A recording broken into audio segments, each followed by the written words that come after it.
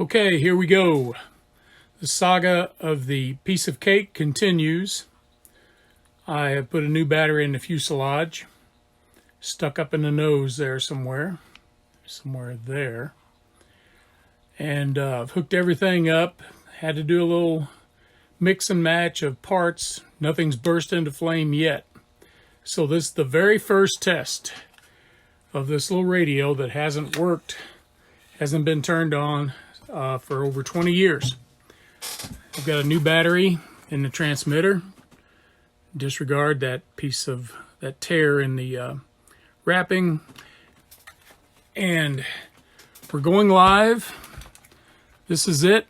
And yes, I am going to fly it with this old radio and its long antenna. You guys just get over yourselves. And we're going to turn the transmitter on. Okay.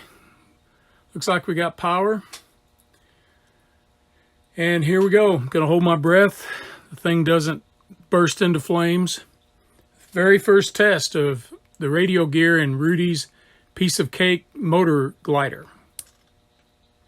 And nothing happens. Oh, it does happen. Yay. All right. All right. Let's check out the servos. That one works. See if the elevator works. It works. So we have success after all. Kind of faked me out there a little bit. Elevator works. You can see this got two separate sticks. One for up and down, operates the elevator, and one for right and left. And I'm not smelling any hot wiring. There's no smoke. So we're a little bit closer to getting the piece of cake flying.